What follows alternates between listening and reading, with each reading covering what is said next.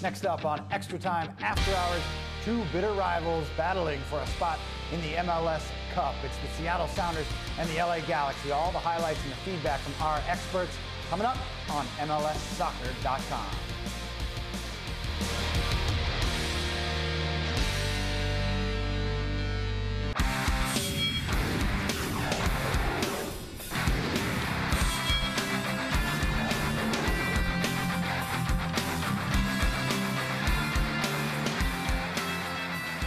Greetings, everybody, and welcome to another edition of Extra Time After Hours here on MLSsoccer.com with the guys, Simon Borg and Greg Lawless. I'm Nick Fershaw. We're also going to be joined shortly by the MLS insider, Josh Weisenhunt. We're recapping the first leg of the Western Conference Finals between the LA Galaxy and the Seattle Sounders. This one in the bag for the LA Galaxy. Just finished watching it. 3-0 win for the LA Galaxy in the opener. We will get to your thoughts here in a second. I want to remind everybody to tweet any questions or comments that you have about tonight's game or maybe the second leg coming up next weekend. You can tweet at Extra Time Radio, and Josh will read out the best ones as we go along with the show. I want to start with you, Greg. There he is. There he is, over there. Hey, Josh.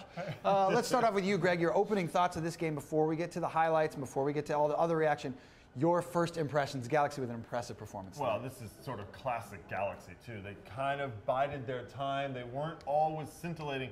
But then, as soon as they started to notice some fatigue, especially in the Sounders, they started going for the jugular. Once they got the lead, they kept coming and coming, and they showed their class. That's the reality. There was some incredible interplay of the ball to create goals, to create chances.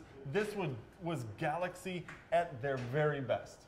For the Sounders, I think two people are going to get the brunt of the criticism here. One justified, one not. Freddie Montero still without a goal in the playoffs, but it wasn't his fault today. It was little he could do with absolutely no help. Ziggy Schmidt, on the other hand, is going to get a lot of flack about the formation. I think it's less about the tactics. He got the tactics right. To me, the personnel was wrong. If you're going with a 4-5-1, I would have liked to see Andy Rose and David Estrada. To me, those two guys are ones that would have been more effective in this lineup. Now, we don't have the full information about what injuries would look like. That being said, this is a Sounders team that was wronged on a call early on that looked like a handball. But they have hope. Donovan went out with an injury. They have hope he won't be there. A lot of buzz about the Seattle Sounders and their lineup choices. Let's take it now to Josh Weisenhunt, the MLS insider. Josh, what's the feedback on the interwebs? Yeah, well, Greg, you talked about nice interplay on the part of LA Galaxy. David Gubala asks, are we watching Barcelona or LA Galaxy? Interesting to say that on a night like tonight. The Galaxy certainly hooked up very well up top. Landon Donovan and Robbie Keane putting it together. Keane ends up with 2 goals. Mike McGee shows up with another goal, 3 for the LA Galaxy on the night. Barcelona or the LA Galaxy? The hyperbole is definitely very strong. Yeah, but the interplay is recognizable. You've seen this kind of movement off the ball into the spaces, which is something that Barcelona always loves to do. They always run into the space. That's what Johan Cruyff always preached when he was with Barcelona. So you saw the running off the ball, whether it's Franklin making the run down the outside. It didn't matter who it was. Look at the run by Landon Donovan after he curls into the space, and Robbie Keane recognizes it. He makes the run in the space, and then Donovan making the next run. This is the kind of movement that brings out those comparisons to a club like Barcelona. But Greg, I think that tweet was more tongue-in-cheek what Eddie Johnson said. Why? That LA is the Real Madrid, Barcelona of MLS. Look, but what's tongue-in-cheek about that? The 2 goals. The movement. The first goal was just a comedy of errors by Seattle. The other 2 goals. Something causes that comedy of errors. The other 2 goals were Seattle. Don't lose sight of Seattle's part in it. High line up to midfield. That's where their defensive line was. Right. The Galaxy are licking their chops when that happened. Here's the comedy of errors here. Park commits a cross by Donovan, and no one's covering Keane on the other end. And by the way, what do we say about the attempt at a save by Michael Spurnin? Well, I mean, look, Spurnin's just trying to do whatever he can. The ball's in the back of the net anyway. So you would have figured if he dove. You can figure that as much as you want. Here's a guy who has a lot more experience than you or I do ever playing goalkeeper. So, I mean, it's not like come on. 3 days ago, we were praising Spurnin as the greatest goalkeeper in MLS. And that spot, he made a mistake. First of 3 goals on the night for the LA Galaxy. Let's take it back to Josh Weisenhunt, the MLS insider. More from Twitter. Josh? Yeah, Simon, that was a great point that you brought up. And the Rev Kev on Twitter actually had the same comment. He wanted to know, why does Spurnin go with his feet there first? That's the question. What do you think? Okay, help me explain. I'm trying my best to put my head in the head of in his All mind. right. So look, one thing we've heard, and we actually spoke to Jason Sagini because he was worried. A former goalkeeper, our colleague Jason Sagini. So what he For brought the up, club team in college. what he brought up. Yeah. Where were you a goalkeeper? Champion club team. National champion club team, he said. Oh my gosh. So look, but what it is yes, you're looking at the ball, and every goalkeeper, they do this, I think. They're worried about where that post is. He doesn't know where the far post is. If he dives, he might run into that post. Okay, That's so one it's issue. an error. The other, Know where you are on the field. Know where you are with respect to your goal line. how about Is that giving too much to ask? how about giving some For the credit, goalkeeper of the give year? some credit to what the Galaxy did.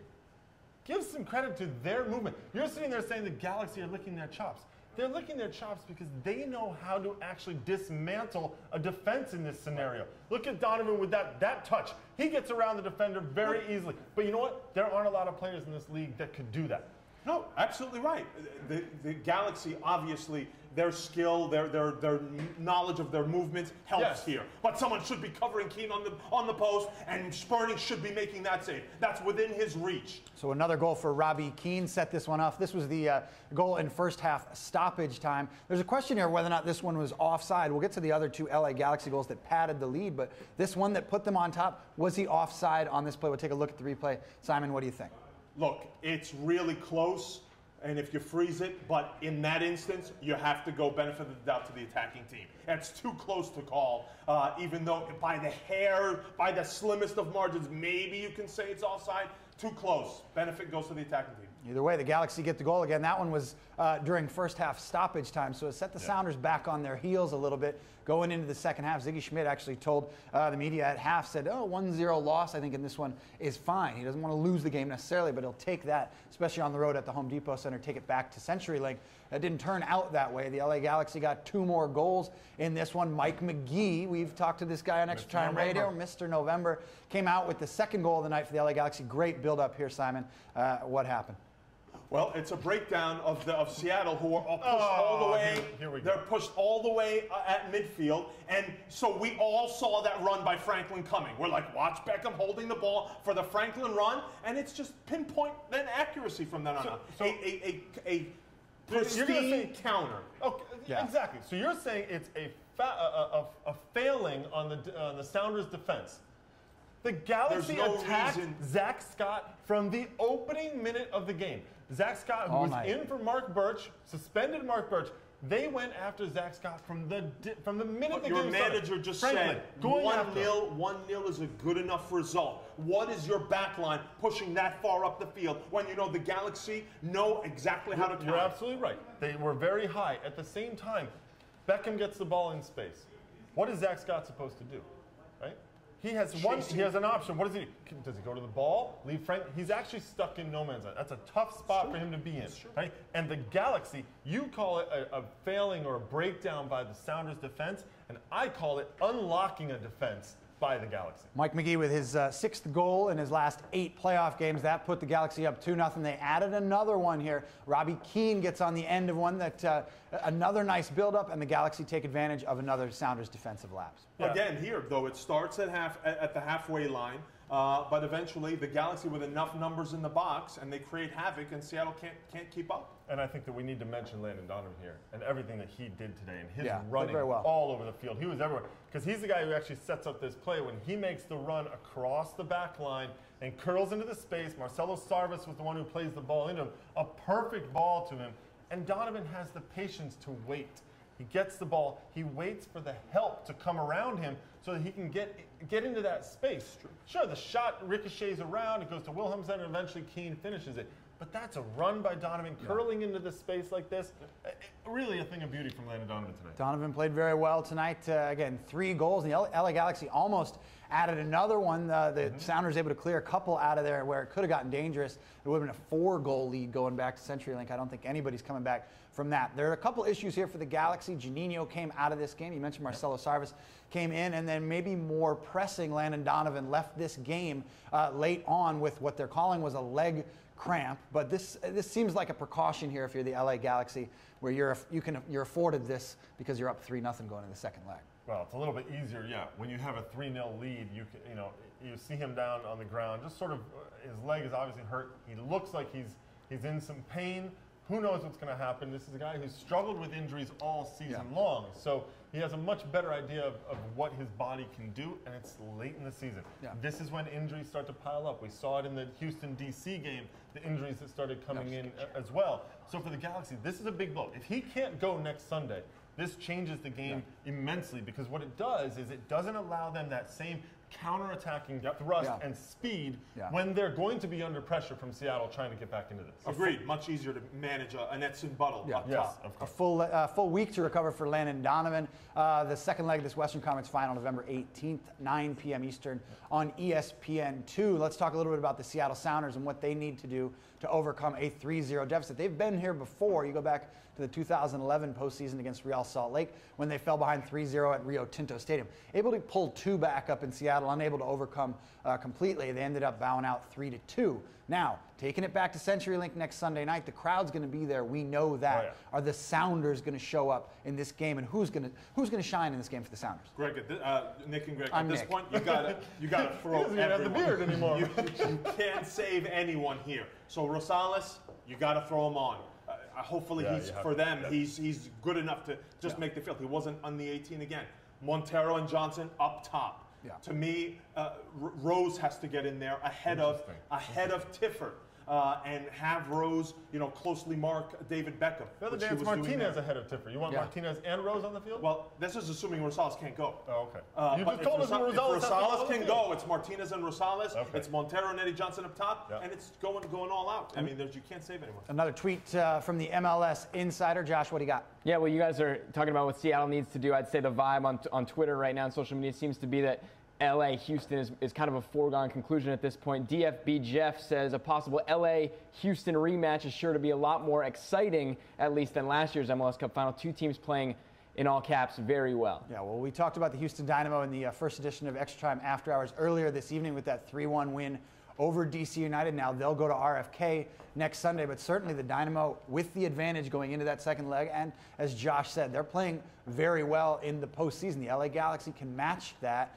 This would be a rematch of Houston Dynamo and the LA Galaxy, but this year it's very different. These are 2 teams that came into the postseason, had to play 1 extra game. They both played that knockout game, and they've been able to sort of trudge on while other teams, DC United, Sporting Kansas City, the Quakes, have just fallen by the wayside. 2 different teams this year, if it is the Dynamo and the Galaxy. Yeah, very different teams, but let's also not get ahead of ourselves too much, right?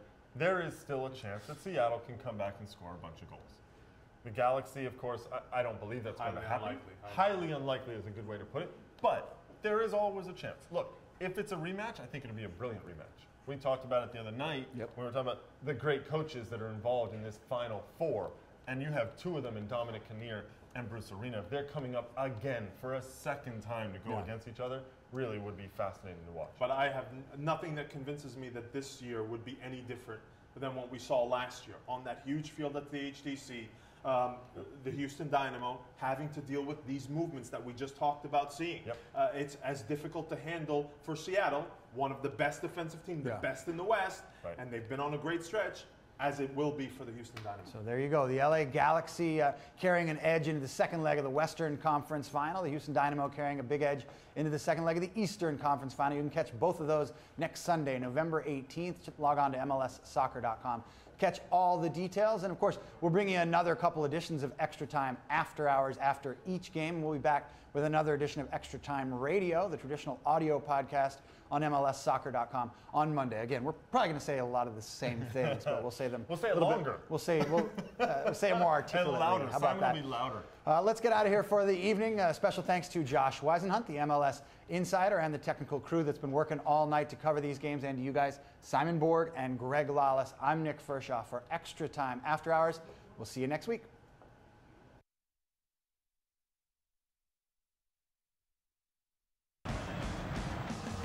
Off woodwork and in!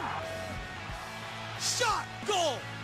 Room to shoot. David Beckham! Oh, goodness me!